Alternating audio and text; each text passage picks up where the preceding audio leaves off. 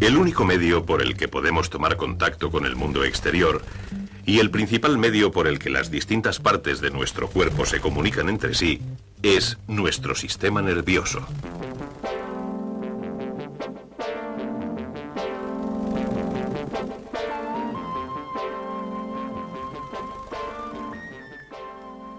Los colores, sonidos y olores, las formas y texturas que configuran nuestro mundo, no existirían para nosotros sin los billones de células que constituyen nuestro sistema nervioso. Nuestro sistema nervioso responde a los estímulos del mundo exterior, de forma que nos permite ser conscientes de nuestro entorno. Los músculos que nos mueven no responderían a nuestros pensamientos si el sistema nervioso no enviara impulsos desde nuestro cerebro. Nuestro sistema nervioso opera en el funcionamiento de músculos y glándulas que realizan su trabajo sin nuestro control consciente, como los músculos que hacen latir nuestro corazón, o los que agitan la comida en nuestro estómago, o las glándulas que segregan los jugos gástricos. Nuestro sistema nervioso ayuda a las diferentes partes de nuestro cuerpo a trabajar juntas en una tarea unificada. Con el fin de facilitar el estudio del complicadísimo funcionamiento del sistema nervioso, se le considera dividido en 3 subsistemas. El encéfalo y la médula espinal forman lo que podemos llamar el sistema nervioso central. Es como una especie de centro de control que recibe las señales, decide cómo responder a ellas y envía nuevas señales a las diferentes partes del cuerpo donde deben producirse las respuestas adecuadas. Los nervios que parten del encéfalo y la médula espinal forman el llamado sistema nervioso periférico. Consiste en una red de nervios que se extienden a todas las distintas partes de nuestro cuerpo. Estos nervios nos posibilitan el contacto con el mundo exterior y nos ayudan a movernos en él. Y el tercer subsistema es el sistema nervioso autónomo. Es la parte del sistema nervioso que transporta las señales hasta los músculos y glándulas que operan sin que tengamos que pensar en ellos. Todos estos subsistemas están íntimamente integrados estructural y funcionalmente. El sistema nervioso es una unidad que opera realizando complejas tareas. Como todas las demás partes de nuestro cuerpo, el sistema nervioso se compone de células vivas. Las células nerviosas o neuronas que integran el sistema nervioso están extremadamente especializadas. Como la mayoría de las células de nuestro organismo, una neurona contiene un núcleo y las demás estructuras en su citoplasma que le ayudan a realizar sus funciones vitales habituales. Pero tiene además 2 estructuras adicionales que la capacitan para realizar sus funciones especializadas. Son las fibras o ramas que se extienden desde el cuerpo celular de la neurona. Las fibras de muchas células nerviosas están cubiertas por una sustancia grasa llamada mielina. Las fibras transmiten los impulsos nerviosos de una célula a otra. Las fibras que recogen los impulsos de fuera de las neuronas son las llamadas dendritas, y las fibras que envían esos impulsos desde las neuronas al exterior se denominan axones. Una vez que el impulso nervioso ha atravesado una célula nerviosa, pasa del axón de esa neurona a la dendrita de otra neurona adyacente. Los impulsos nunca viajan en sentido opuesto. Si los axones o las dendritas de una célula nerviosa se dañan, pueden regenerarse. Pero la célula nerviosa en sí es tan especializada que ha perdido la capacidad de reproducirse. Una vez que el cuerpo celular muere, ninguna otra célula nerviosa, ninguna otra neurona ocupará su lugar. El cuerpo celular de una neurona tiene un tamaño microscópico, apenas unas milésimas de milímetro de diámetro. Sus dendritas y axones tienen igualmente un diámetro microscópico. Pero hay una enorme variedad en la longitud de estas estructuras, de unas milésimas de milímetro a cerca de 1 metro. Las fibras de algunas neuronas de la médula espinal se extienden hasta los dedos del pie. Tienen cerca de 1 metro de longitud. Las neuronas realizan su función especializada transmitiendo los impulsos nerviosos a lo largo de esas fibras. Un impulso nervioso es algo así como un trastorno eléctrico en movimiento, no precisamente una corriente eléctrica. Su velocidad depende en gran medida del diámetro de la fibra nerviosa. Cuanto mayor es el diámetro, más rápido es el impulso. La velocidad máxima de transmisión de un impulso es de unos 130 metros por segundo, unos 460 kilómetros por hora. La velocidad mínima de transmisión es quizá de 1,5 kilómetros por hora. La velocidad parece estar relacionada también con el revestimiento graso de mielina de las fibras. Los impulsos se transmiten 10 o 20 veces más rápidamente en las fibras nerviosas que poseen esta cubierta que en las que no la tienen. El cómo se transmiten los impulsos a través de las fibras nerviosas todavía no se comprende muy bien, pero parece que funciona más o menos así. Normalmente la carga eléctrica en el fluido exterior a la membrana de una fibra nerviosa es más positiva que la carga en el fluido interior. Pero cuando se aplica un estímulo adecuado, tiene lugar una transformación en la membrana de la fibra en ese punto, que parece permitir a los átomos cargados del fluido exterior a la fibra atravesar la membrana hacia el fluido interior de ella. Este movimiento provoca un cambio eléctrico. El interior de la fibra se hace más positivo en su carga que el exterior durante aproximadamente una milésima de segundo, porque los átomos refluyen de nuevo a través de la membrana al exterior de la fibra nerviosa.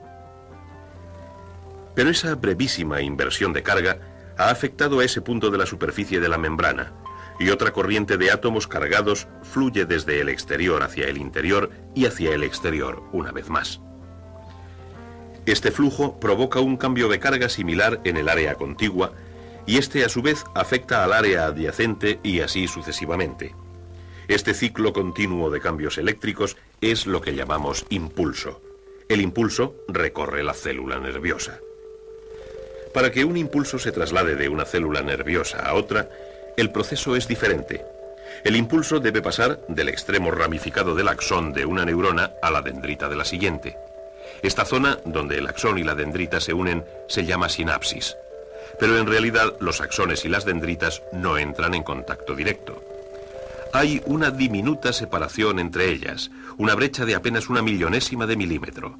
Cuando el impulso alcanza el extremo ramificado del axón, unas estructuras especiales en los extremos emiten una sustancia química que atraviesa la brecha.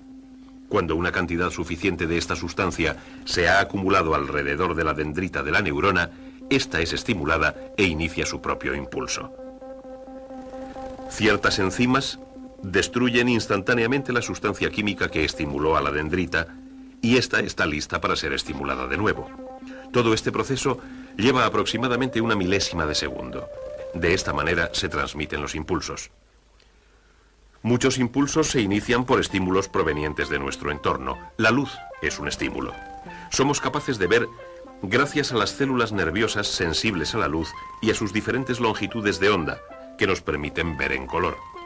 La luz es una forma de radiación electromagnética. Y también lo es el calor. Somos conscientes del calor gracias a ciertas células nerviosas sensibles a esa forma de radiación. Las células nerviosas altamente especializadas como estas son los llamados receptores de radiación. Otras células nerviosas son sensibles a estímulos químicos. Podemos oler y percibir sabores gracias a estos receptores químicos que son estimulados por ciertas moléculas. Nuestro entorno también produce estímulos mecánicos y tenemos receptores especializados sensibles a ellos también. Podemos sentir, percibir texturas, sentir presión o dolor gracias a estos receptores mecánicos. Cuando estos receptores, estas células nerviosas altamente especializadas, son estimulados, generan impulsos que viajan a través de sus fibras desde nuestros órganos sensoriales y otras partes de nuestro cuerpo a lo largo de los nervios sensoriales hasta el sistema nervioso central. Los impulsos solo pueden transmitirse partiendo de las células nerviosas receptoras hacia el sistema nervioso central. Muchas fibras de las neuronas se reúnen en paquetes o haces de fibras envueltos en tejido protector a los que llamamos nervios. Los cuerpos celulares de las neuronas sensoriales también se agrupan en racimos que llamamos ganglios y que se encuentran fuera del sistema nervioso central. La mayoría de los nervios sensoriales transmiten sus impulsos a la médula espinal, un cilindro o cordón alargado de tejido nervioso que se extiende a lo largo del conducto raquídeo o vertebral, el canal duro protector formado por las vértebras de la espina dorsal. La médula espinal está protegida por la columna vertebral y tres membranas llamadas meninges. Recorriendo el centro de la médula espinal y a todo lo largo, hay un estrecho canal lleno de un líquido. Este canal central se conecta con cavidades en los ventrículos cerebrales que también contienen el mismo líquido. Envolviendo este canal central hay una masa de células nerviosas llamada materia gris debido a su color. La materia gris está formada principalmente por cuerpos celulares neuronales. Los impulsos sensoriales que penetran en la materia gris se transfieren a las neuronas y después se transmiten a través de la médula espinal y a lo largo de sus fibras a la parte externa de la médula, la materia blanca. La materia blanca está formada principalmente por paquetes de axones cubiertos de vainas grasas de mielina. Son estas vainas las que le dan una apariencia blanca, brillante. Las fibras de estos haces transmiten impulsos bien hacia arriba, hacia el encéfalo, o hacia abajo, desde el encéfalo. Hay 31 puntos exactamente a lo largo de la médula espinal, por donde los impulsos pueden entrar y 31 por donde salir. Desde ellos, 31 pares de nervios del sistema nervioso periférico se unen a la médula espinal y por consiguiente al sistema nervioso central. Los impulsos que recorren la médula espinal hacia arriba se dirigen hacia el extremo donde ésta se ensancha formando la médula oblonga o bulbo raquídeo que enlaza la médula espinal y el encéfalo. Como el resto de las partes del sistema nervioso, el encéfalo está formado por neuronas. El encéfalo puede considerarse como dividido en secciones. La médula es parte de una sección llamada tronco cerebral. El tronco cerebral lleva los impulsos a las demás partes del encéfalo. Otra parte es el cerebelo. El cerebelo no está implicado en las actividades que podemos controlar conscientemente. El control consciente de actividades tiene lugar en la parte más grande y más compleja del encéfalo, el cerebro. Más de la mitad de los 10 o 12.000 millones de células nerviosas que integran el encéfalo completo corresponden al cerebro. El cerebro se divide por una profunda fisura en dos mitades o hemisferios. Una banda de fibras cruzadas de materia blanca une los dos hemisferios del cerebro. Al igual que la médula espinal, el encéfalo se compone de materia blanca y materia gris, pero en el encéfalo sus posiciones están invertidas. Los haces de fibras nerviosas que forman la materia blanca componen la masa principal del encéfalo. Alrededor de esta hay una fina capa de neuronas de solo unos milímetros de espesor que compone la materia gris. La superficie de la materia gris del cerebro está plegada y arrugada. Estas circunvoluciones proporcionan a la materia gris una superficie mucho mayor de la que tendría si fuera lisa. Todos nuestros pensamientos, sentimientos y actos voluntarios tienen su origen aquí, en la materia gris del cerebro. Los impulsos llegan al encéfalo no solo indirectamente a través de la médula espinal, sino también a través de los llamados nervios craneales que conducen directamente al encéfalo. Hay 12 pares de estos nervios. Entre ellos están los nervios que nos permiten ver, oír, gustar y oler.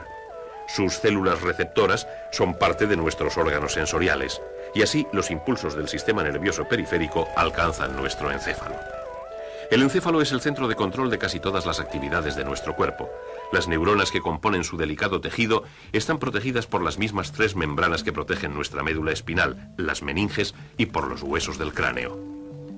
En el encéfalo, las señales que llegan son registradas y evaluadas.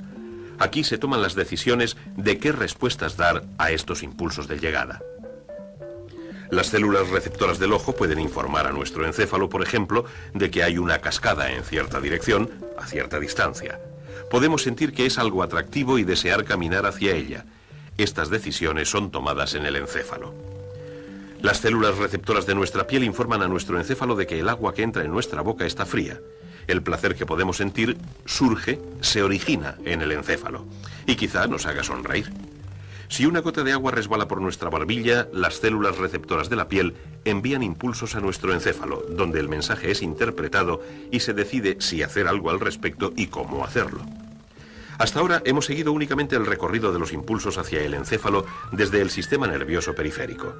Estos impulsos nos han hecho conscientes de sucesos y objetos de nuestro entorno. Pero para realizar nuestras decisiones, ciertos impulsos deben salir de nuestro encéfalo para poner en funcionamiento los músculos que nos permiten caminar, sonreír o enjugarnos la barbilla.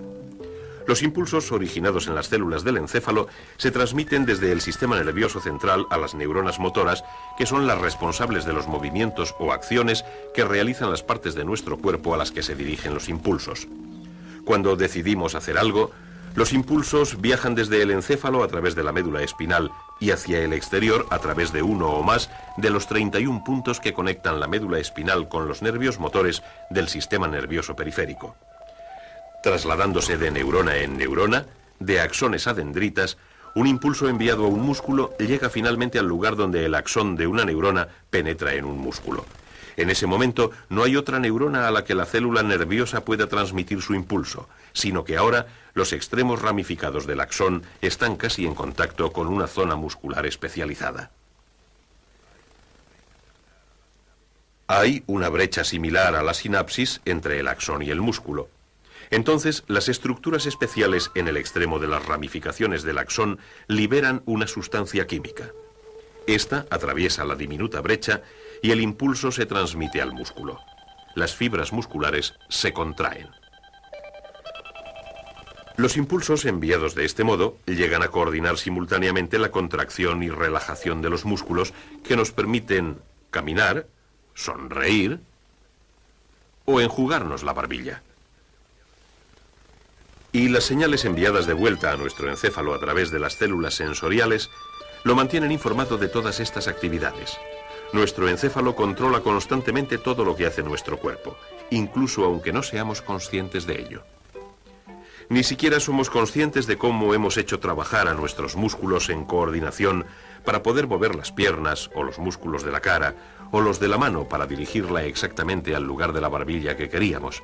Nuestro encéfalo se encarga de eso por nosotros, lo deseamos y ya está hecho. Complejísimas conexiones entre los miles de millones de células nerviosas del encéfalo hacen todo esto posible. Algunos movimientos tienen lugar incluso antes de que seamos conscientes de ellos. Tocar un objeto punzante puede provocar esto. Para producir esta rápida reacción, los impulsos siguen una especie de atajo llamado arco reflejo. El objeto punzante produce un estímulo en las células receptoras sensoriales. El impulso sigue su curso natural a través de las células nerviosas sensoriales, dendritas dentro, axones fuera, hasta la médula espinal. En la médula el impulso continúa subiendo a lo largo de la materia blanca hacia el encéfalo. Pero al mismo tiempo, las neuronas de la materia gris de la médula espinal generan un nuevo impulso. Esto sucede en las neuronas asociación. Las neuronas asociación pueden transmitir impulsos desde las neuronas sensoriales directamente a las neuronas motoras sin pasar por el encéfalo. De esta manera, mientras el impulso que informará al encéfalo del objeto punzante doloroso asciende rápidamente por la médula espinal, otro impulso viaja en otra dirección a lo largo de una senda motora hacia los músculos del dedo, la mano y el brazo. E incluso antes de que seamos conscientes del peligro que representa un objeto punzante, los músculos han retirado el dedo. Una fracción de segundo más tarde se puede sentir el dolor, pero el peligro ya ha pasado. Así, las diferentes partes de nuestro sistema nervioso periférico y central están constantemente en interacción, haciéndonos conscientes de nuestro entorno, permitiéndonos decidir cómo responder ante él, capacitando a nuestro cuerpo para hacer lo que queramos hacer y a veces protegiéndolo. Pero hay muchas otras cosas que nuestro cuerpo tiene que hacer y que nos sería muy difícil controlar y dirigir. Nuestro corazón sigue latiendo, sus válvulas abriéndose y cerrándose a un ritmo adecuado, los jugos gástricos siguen siendo segregados, los músculos de nuestro estómago producen los movimientos ondulares que baten los alimentos y los trasladan a otros órganos del aparato digestivo. Estos son solo unos ejemplos de la gran cantidad de actividades controladas por el tercer subsistema de nuestro sistema nervioso, el sistema nervioso autónomo. El sistema nervioso autónomo dirige el funcionamiento de músculos y glándulas a un nivel inconsciente. Sus actividades se realizan sin que nosotros seamos conscientes de ellas. La mayoría de estos controles residen en el cerebelo y otras partes del encéfalo fuera del cerebro. Ciertas regiones del encéfalo, que controlan el equilibrio de las sustancias químicas de la sangre, estimularán la actividad de las glándulas paratiroides cuando el nivel de calcio es demasiado bajo, o indicarán a la glándula pituitaria que emita hormonas para incrementar la actividad de los riñones cuando la cantidad de agua en nuestra sangre es demasiado grande. En situaciones de estrés, una parte del encéfalo indicará a las glándulas suprarrenales que segreguen adrenalina en la sangre, y más tarde les indicará que se detengan cuando la emergencia haya pasado. El funcionamiento de algunos órganos está afectado por pares de nervios que transmiten los impulsos desde el cerebelo y tienen efectos opuestos. Impulsos de un nervio pueden acelerar los latidos del corazón, impulsos de otro pueden aminorarlos. Un nervio dilata la pupila del ojo ensanchándola y admitiendo así más luz. Otro la constriñe y reduce la cantidad de luz que pasa. Esta habilidad del encéfalo de mantener el funcionamiento de órganos y glándulas en un equilibrio adecuado ayuda a nuestro cuerpo a mantener la llamada homeostasis, un estado constante de equilibrio interno.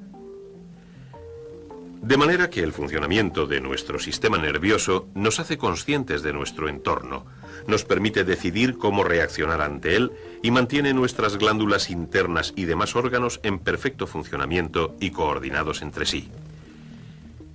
Y la parte principal de este sistema es el encéfalo, tan complejo que todavía no hemos conseguido comprender totalmente su funcionamiento. Sabemos, por ejemplo, que los impulsos que parten de la parte izquierda de nuestro cuerpo llegan al hemisferio derecho de nuestro cerebro, y que los que parten del lado derecho van al hemisferio izquierdo. En varios puntos de la médula espinal, los senderos nerviosos parecen cruzarse, pero no sabemos cuál es la función de esa inversión. También parece que los dos hemisferios de nuestro encéfalo tienen áreas de especialización. La parte izquierda es responsable del habla, la lectura, la designación y otras actividades complejas. Es la parte pensante, analítica, activa. La parte derecha es la musical, artística, emocional, intuitiva y creativa. Parece ser la parte responsable del reconocimiento y percepciones de ideas abstractas, diseños complejos y rostros. Pero ¿por qué la diferencia entre los dos hemisferios? No lo sabemos. El encéfalo humano es mucho más complejo que cualquier ordenador diseñado hasta ahora o susceptible de ser diseñado.